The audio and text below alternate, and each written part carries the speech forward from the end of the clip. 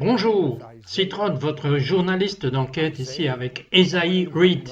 Esaïe, selon mes notes, un journal dit que vous êtes le souteneur le plus vicieux d'Hawaï. C'est vrai. Comment ne regardez-vous pas ainsi maintenant? Merci Seigneur.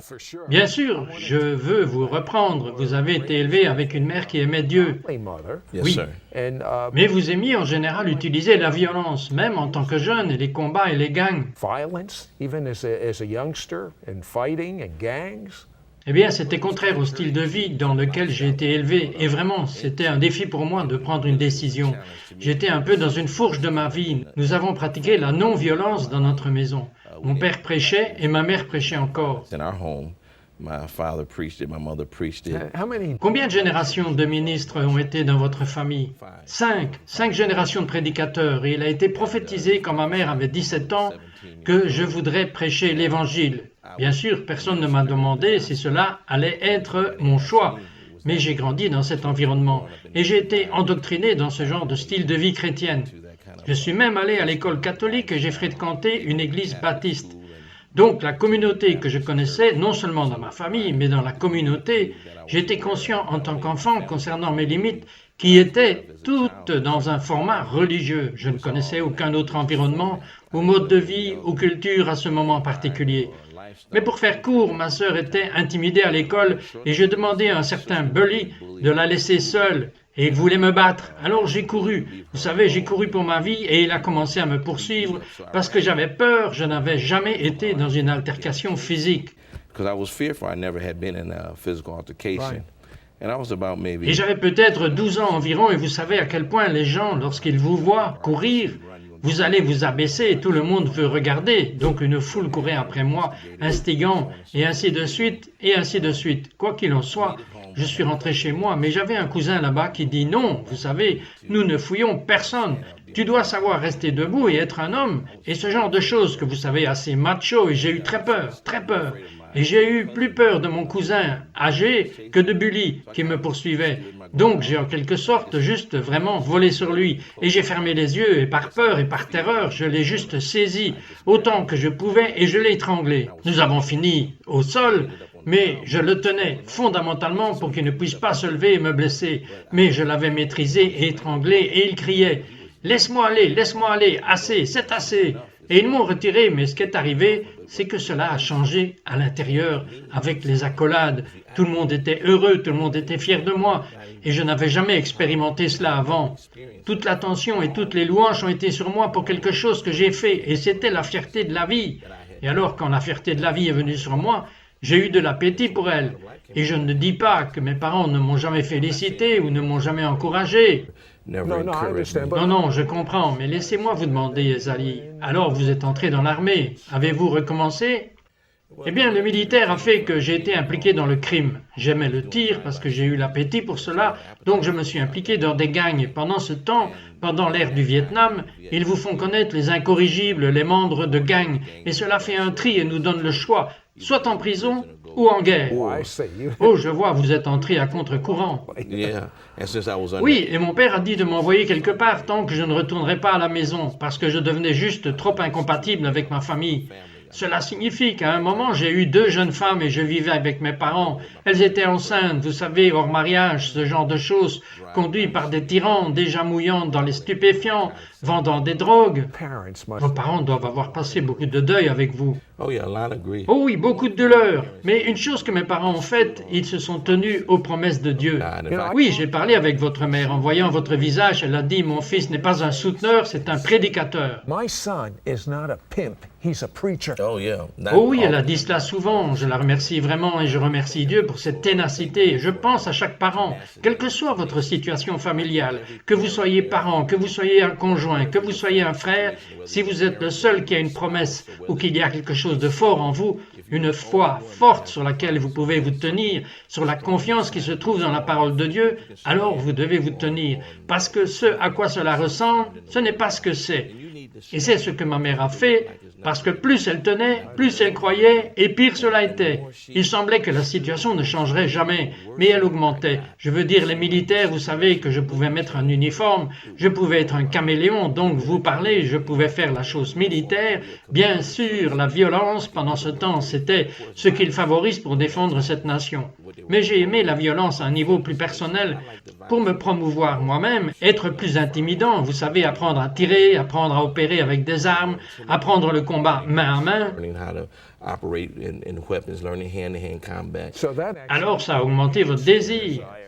Au sommet de votre carrière de souteneur, combien d'argent avez-vous gagné? Oh, je pense que si je devais juste faire la moyenne, 27 millions. Que fait quelqu'un avec 27 millions de dollars? Bien, il y a de l'entretien dans ce genre de style de vie. Vous parlez d'un an? Oui. Avez-vous entendu cela? 27 millions de dollars par an. Je pense qu'il faut un génie pour savoir comment le dépenser. Mais laissez-moi essayer, je pourrais le faire, Isaïe. Nous serons de retour après ceci.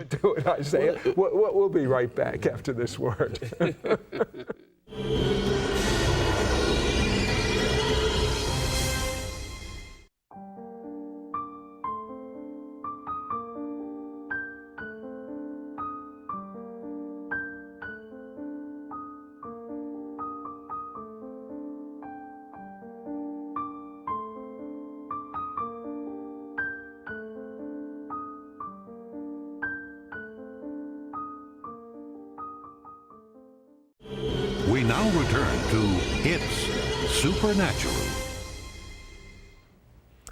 Bonjour, c'est Rod, votre reporter d'enquête ici avec Isaïe Reed. Il était connu comme le souteneur le plus vicieux d'Hawaï. Isaïe, vous avez fait un traité de drogue avec certains Colombiens. Parlez-moi à propos de cela. Je vivais à Tokyo, au Japon, juste pour vous donner un peu d'historique. Et un de mes amis s'occupait d'une opération de drogue hors de Denver, Colorado, et il voulait prendre sa retraite.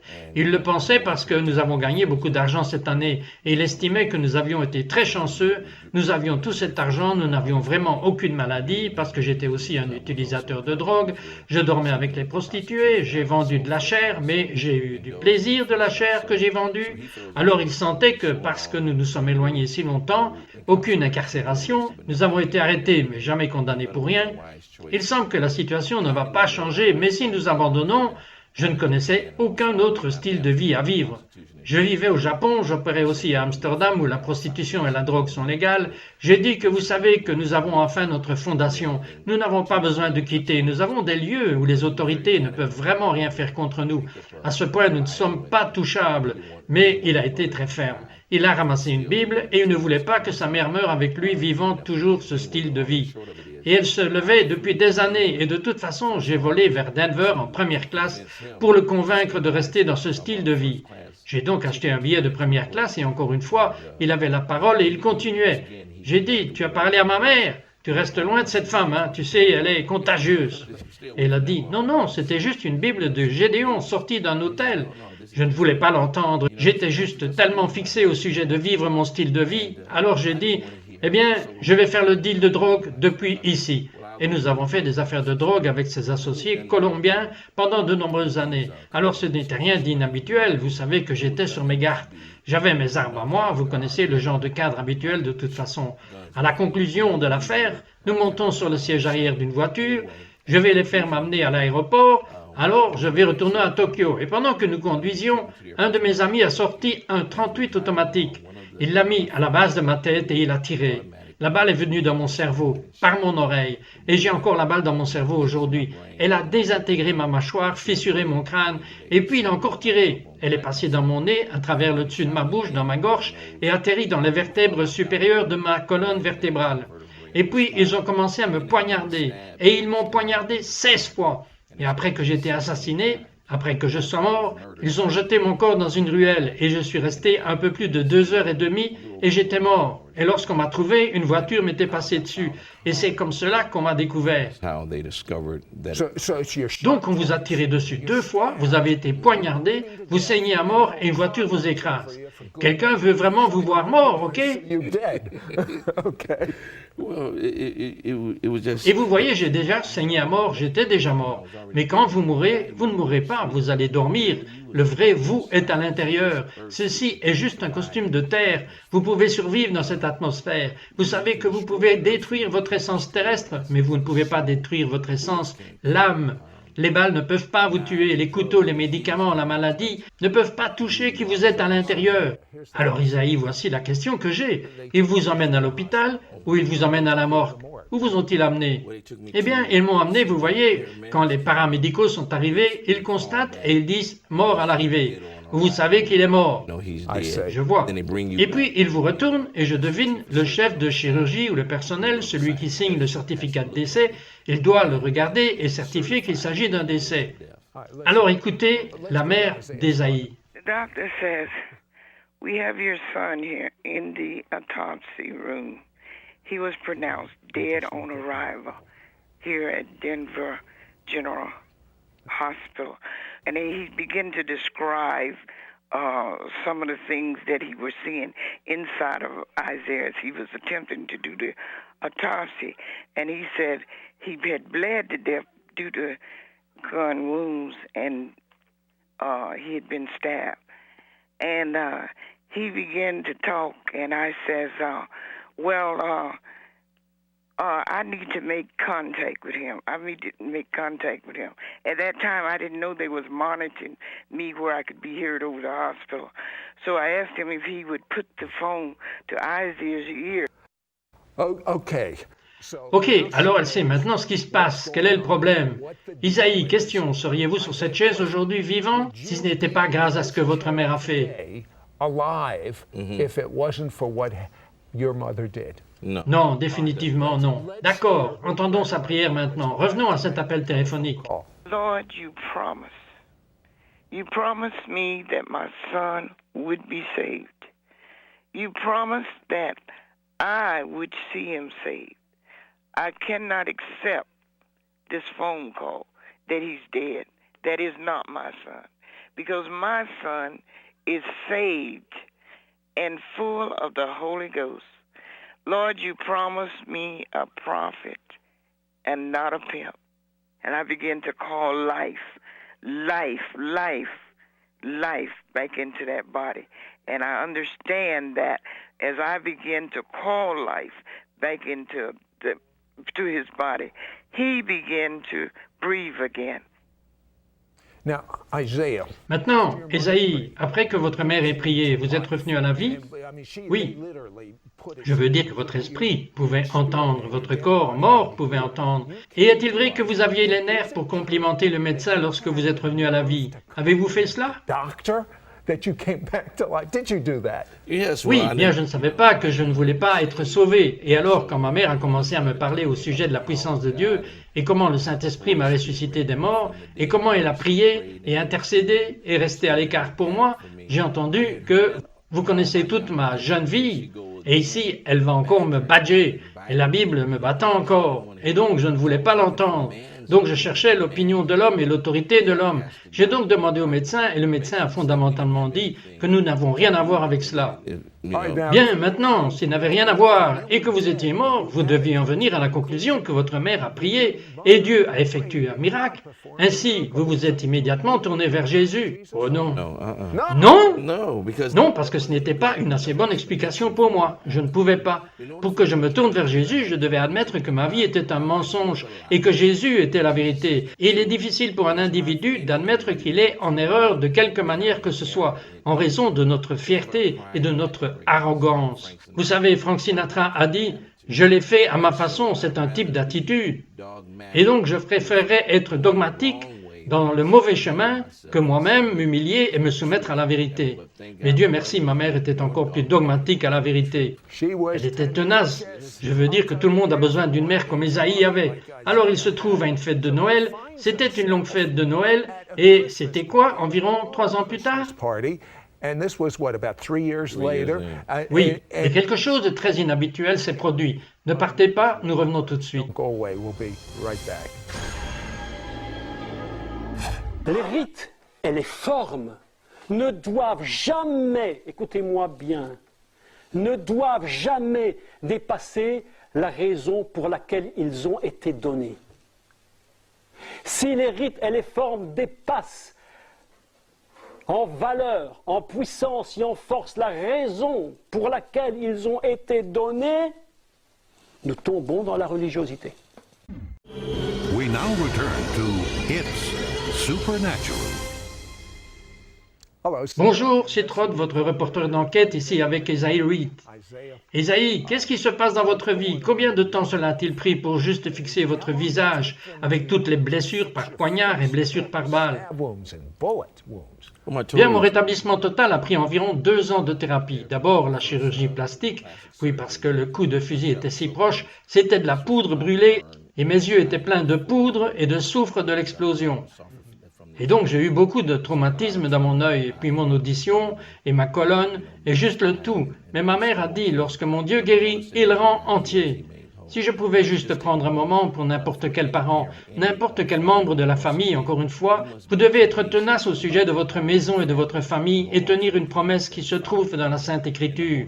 Et vous devez la recevoir. Vous devez aller plus loin que votre croyance. Mais recevez effectivement que c'est fait. Recevez que vous avez une promesse. Et je ressens maintenant que non seulement en Amérique, mais à travers cette terre, à travers le monde, que si les familles se réunissent et commencent à intercéder pour leurs familles, nous aurions un réveil qui s'inscrirait dans un réveil des nations, des villes et des communautés. Alors n'arrêtez jamais de prier et n'arrêtez jamais de rechercher la vérité qui se trouve dans la parole. Et je sens juste comme le Saint-Esprit touche quelqu'un en ce moment qui a un fils ou une fille dans la drogue, ou même assassiné, ou ayant une sorte de maladie contraignante. Croyez-moi, la prière fonctionne.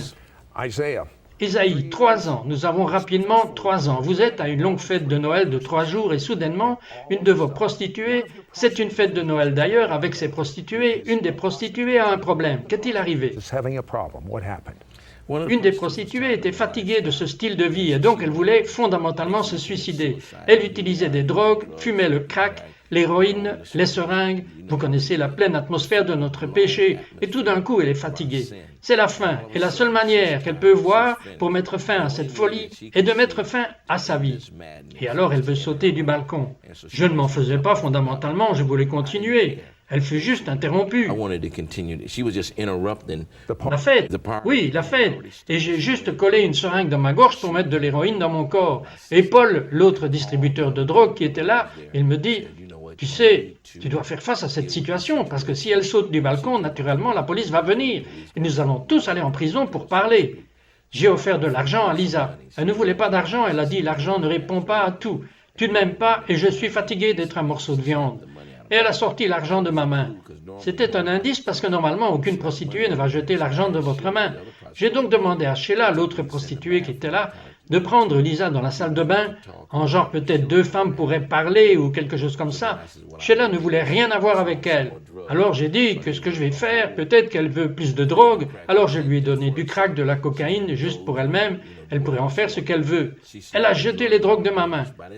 À ce moment-là, la rage est venue sur moi et je voulais juste la frapper pour qu'elle soit inconsciente. Et pendant que je m'apprêtais à la frapper au visage, je tirais mon poing et que j'étais prêt à la frapper, soudainement, hors de moi, le souteneur, le drogué est venu. « Laissez-moi prier pour vous. » Et Paul dit, « Prier? Pour qui vas-tu prier ?»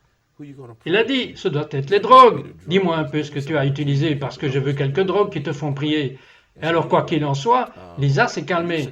Et bien sûr, je ne voyais rien de surnaturel à ce temps particulier. I mean, that is J'aurais pensé que ce serait la dernière chose que vous auriez fait. Non, du tout, je le pense ainsi. C'est fou, mais vous êtes fou de toute façon. Et alors, quand j'ai dit cette prière, le Saint-Esprit est intervenu. Et je ne sais pas, cela a touché le cœur de Lisa. Ça l'a immergée dans sa présence et elle était dans la paix. Alors je suis retourné, ça ne m'a même pas touché, ça ne m'a même pas ému, je suis revenu à ce que je faisais. Et alors Paul a pensé que c'était peut-être une arnaque. Il a dit, tu sais quoi, tu devrais vraiment t'assurer qu'elle va bien. Mais j'ai dit, regarde-la, elle ressemble à un petit ange ou quelque chose comme ça. Il a dit non. Je dis, ok, la parole de prière a fonctionné, prie. Il dit non, je ne veux pas prier. J'ai dit à qui est la drogue? Si nous ne prions pas, tu n'auras plus de drogue. Il a dit ok, bon, ben prions. Vous aviez le contrôle. Oui, ces gens incroyables se rassembleront autour de la marijuana et de la cocaïne, mais ils ne se rassembleront jamais autour de Jésus. Donc de toute façon, ils sont soumis à ça. Et donc je n'ai pas prié depuis que j'étais jeune adolescent et je voulais juste connaître les prostituées et un autre vendeur de drogue. J'ai dit, donne-moi quelques suggestions, que dois-je faire? Et alors Paul m'a dit, pourquoi tu ne fermes pas les yeux? J'ai dit, fermer les yeux? Je ne vais pas fermer les yeux. La dernière fois que j'ai fermé les yeux, j'ai reçu 2 balles dans la tête. La Bible dit, regardez et priez. Vous savez que je suis dans une chambre pleine de drogue. Ainsi, de toute façon, j'ai dit que je me souvenais d'une chose, nous nous tenons la main. Et ainsi, j'ai dit, tenons-nous la main. Et Paul, il était un peu résistant, il a dit, tenir ma main? Mais tu vois que t'es bizarre. J'ai dit, si vous ne me tenez pas la main, vous n'aurez plus de drogue. Alors il a dit, ok. Et nous nous sommes tenus la main. Donc de toute façon, je n'ai pas de format religieux. J'ai juste parlé comme un dealer, comme un drogué. J'ai juste commencé à le faire à l'échelle de l'homme. J'ai dit, vous savez que Livza est ici. Elle est en crise. Vous savez que je ne sais pas quel est son deal.